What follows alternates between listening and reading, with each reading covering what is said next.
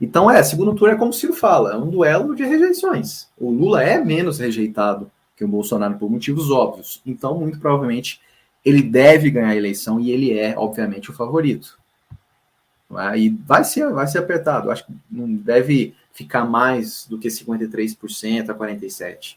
Eu acho que vai ser mais ou menos nesse patamar mesmo. Ó, aqui fala migração de voto. Eleitores de Tebet, 41% foram para o Lula, 29% para o Bolsonaro, 22% brancos e nulos. Não é? Mas cai por terra isso. Também a Quest Genial fez uma pesquisa recente mais ou menos nesse caminho, mostrando até um pouco mais de migração de votos do Ciro para o Lula. O próprio Lula já está explorando a imagem, falando com fotos do Ciro, com ele, Lula, do depoimento rápido do presidente Lupe, falando do apoio ao Lula, falando que o PDT está junto, Tebet e tal. Aqui em Goiânia tem um candidato também que fez um citru por conta própria, com fotos do Lula, da Tebet, do Ciro, do Alckmin, falando que é a frente ampla. De fato, agora é. Agora, nesse segundo turno, não tem para onde correr. A gente tem que derrotar o Bolsonaro. O mal maior é e sempre foi o Bolsonaro. Então, é isso.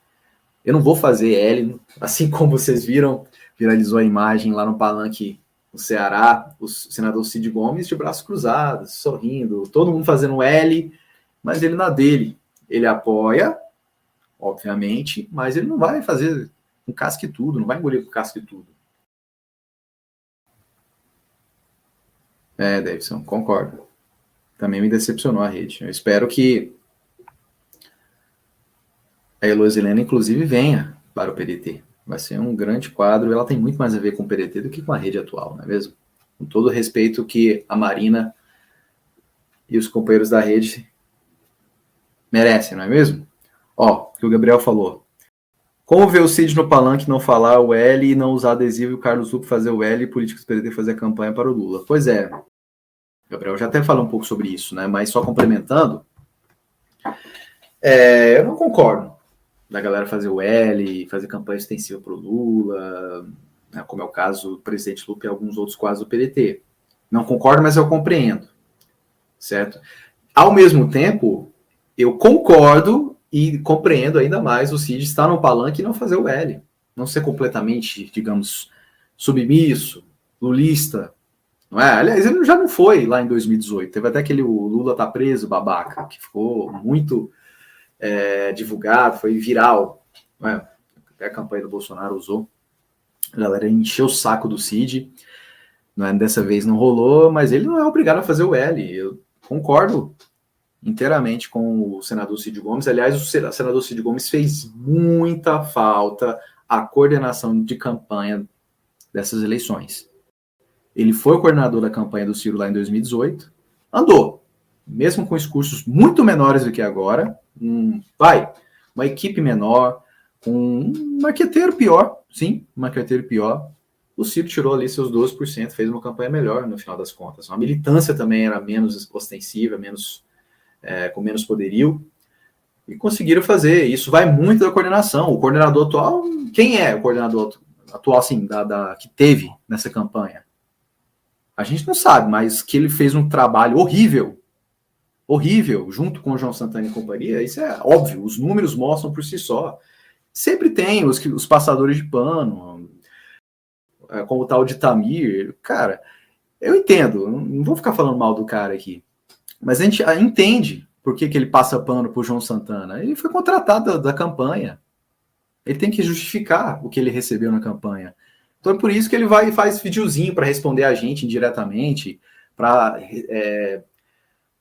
atender ao senhorio, digamos assim. Mas, gente, não tem como. É óbvio que essa campanha foi ruim, foi um fracasso. Foi horrível. Até algumas pessoas comentaram aqui também, em algumas postagens que eu fiz, de vídeos ou até mesmo de matéria. Gente, 14 milhões para fazer a campanha ruim dessa do Ciro, do Roberto Cláudio. Gente, foram muitos erros. É evidente que o Ciro não iria para o segundo turno, mas se tivesse acertado o mínimo, pelo menos à frente da Simone Tebet, ele teria ficado ali com seus 5%, 6%, que era o que as pesquisas mostravam. E no final ele derreteu, ficou com apenas 3%. Isso, em boa parte, você pode colocar, sim, na conta do coordenador de campanha, do João Santana e companhia, não é? Semana que vem a gente vai falar um pouco mais sobre isso com os meus convidados aqui na Live Trabalhista, mas é basicamente isso, né? Eu concordo dos irmãos do Ciro, é o mais próximo dele, né? O melhor político, gosto, respeito também do Ivo Gomes, prefeito de Sobral, gosto da Lia, que foi eleito deputado estadual, mas o Cid, depois do Ciro, para mim é o melhor político ali do Ceará, não é? Da família Ferreira Gomes, digamos assim. Valeu demais, Gabriel. Muito obrigado aí. O Gabriel mandou de novo. Valeu demais, Gabriel. Como podemos fazer para não repetir o segundo turno e novamente sermos reféns de apoiar o PT? Bom questionamento, Gabriel. Muito obrigado novamente aí pela sua gentil contribuição. Olha, é difícil. É difícil. Vamos ser sinceros, é muito difícil vencer o lulismo, entendeu? Sobretudo porque o PDT não faz trabalho de base como deveria, não investe na comunicação, não cria a sua blogosfera como o PT tem, como o bolsonarismo tem. Então, acho que talvez o melhor caminho, se não for ter de fato uma construção aí com o PT, uma aliança com o PT, o Lula apoiar o Ciro na sequência, em 2026, então a gente tem que criar o nosso caminho. Então, ao meu ver, é primeiro investir em questões de base, ter mais criação de núcleos, adentrar mais às classes operárias, aos sindicatos, não é? A favela, digamos assim, as comunidades.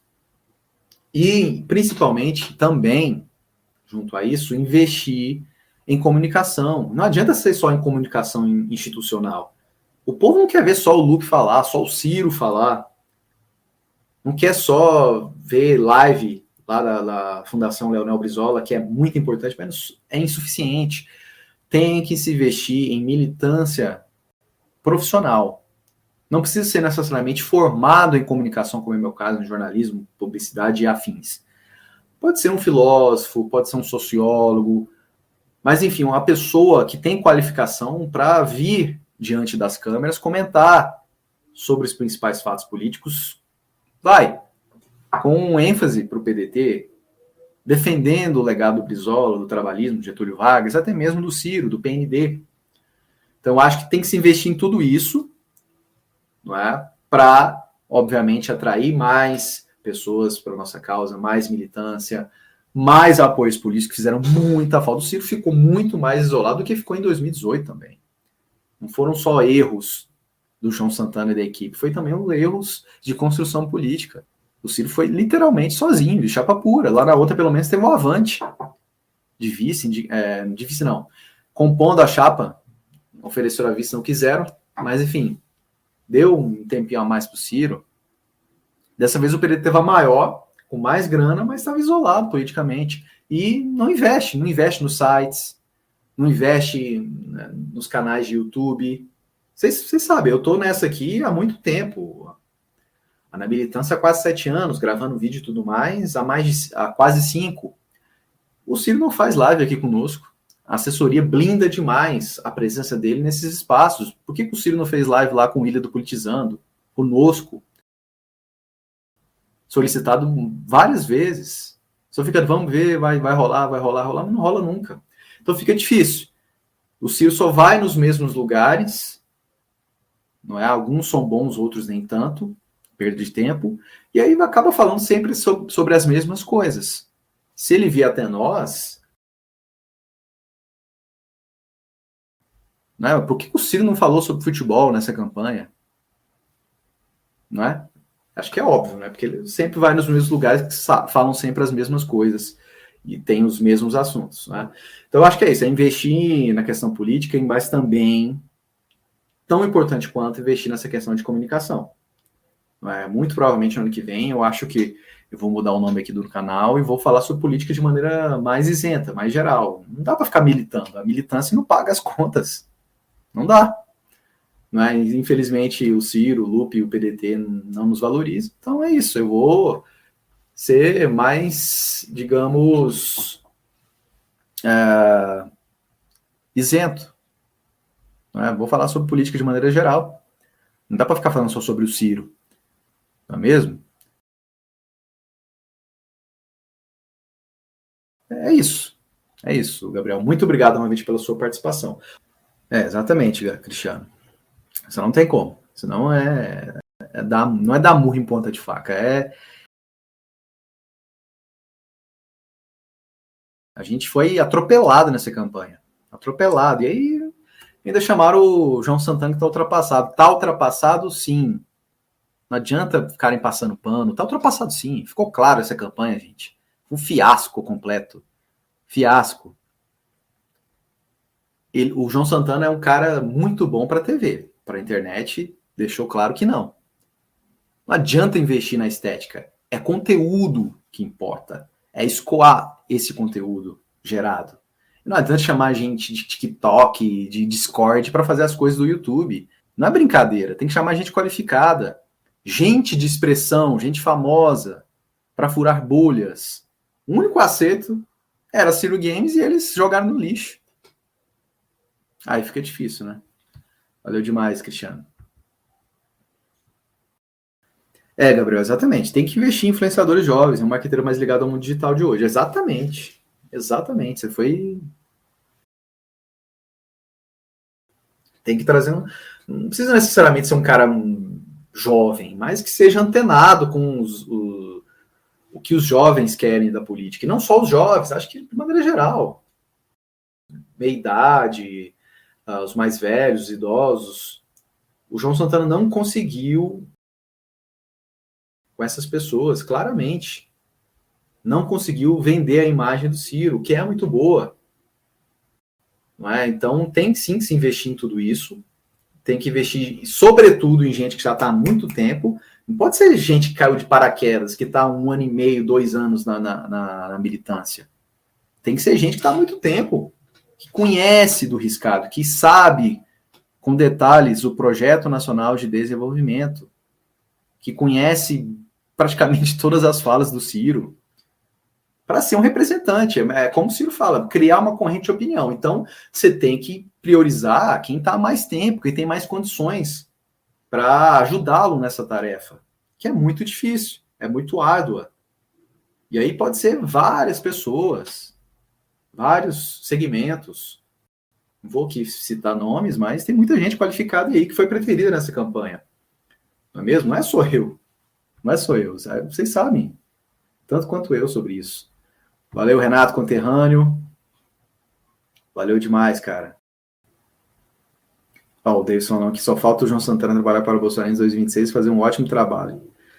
Não vai, Davidson, não vai. O João Santana ele é um cara mais de esquerda. Também não vamos, né? Não vamos sacanear. Assim, eu não tenho nada contra pessoalmente o João Santana. Até participei, sei lá, 1 ano e meio atrás, de uma reunião com ele e outras pessoas da militância. Parece um cara de boa e tal. Realmente saca muito de comunicação, mas essa campanha ele foi muito mal. E ele não vai para o bolsonarismo, não vai. É lógico, ele é profissional, mas acho que tem limites. Né? Não vai com o Bolsonaro. O Bolsonaro já tem definido a galera dele. É a galera lá do Bannon, que o Carluxo coordena ali, entendeu? Sem chance disso acontecer. Né? Sem chance. Acho que ele não sabotou, não, Davidson. Vamos ser justos. Vamos ficar com essa, digamos, não o seu caso, mas o que algumas pessoas falam que ele sabotou, que essa teoria da conspiração. Não, acho que não. Acho que não. E realmente ele não está mais antenado com o zeitgeist, digamos assim, o espírito do momento.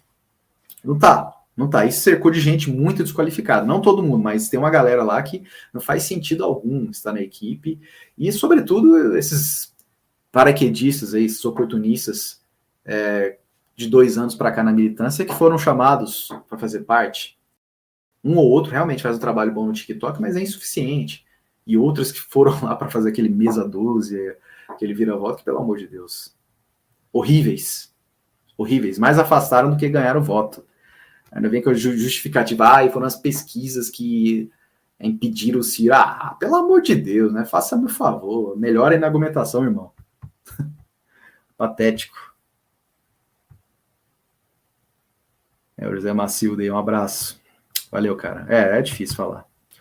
Pois é, o Gabriel, a minha ideia, só para encerrar esse assunto, a gente ir lá para o finalzinho com o nosso React, eu acho que o Ciro deveria ter mantido a Ciro Games. Aquela drible do mestre não pegou. Chatíssima, chatíssima. Tentaram ali emular um programa livre, o Sérgio Groisman. O Ciro não é apresentador. Não é. Não é a dele. Então acho que deveria ter mantido a Ciro Games naquele esquema de mesa cache, que é o que pega, que é o caso do Flow, que é o caso do Inteligência Limitada, do Podpah. Não é? Eu acho que o Ciro deveria ter mantido aquele formato da Ciro Games, né, e escolhendo a dedo os participantes. Tudo bem, a Ana Paula foi muito importante, é muito importante, mas, gente, não vai ficar falando para convertido. Tinha que ter chamado os famosos, tinha que ter chamado de novo o Rolandinho, tinha que ter chamado o Nil Agra, tinha que ter chamado outros humoristas que estavam apoiando direta e indiretamente o Ciro. Por que não chamaram a Patrícia Pilar para uma Ciro Games? Sabe? Deixa as coisas transparentes. Eu sei que alguns casos realmente não podiam, como é o caso lá do Porchat, que ainda estava com o Ciro lá no meio da campanha, o Tom Cavalcante, por questões contratuais, mas não falaram isso para ninguém. Né? Acho que faltou transparência e faltou continuar com o que deu certo, que é o caso da Ciro Games, que, pô, vocês lembram, o React bombava, era muito bom, esse sim foi um acerto do João Santana e equipe. Mas chegou na campanha, acabaram com um dos poucos acertos. Não faz sentido, entendem? Deveria ter mantido. Por que não trouxeram o cartunista tímido para fazer mais charges? Só tinha praticamente uma por semana, é muito pouco.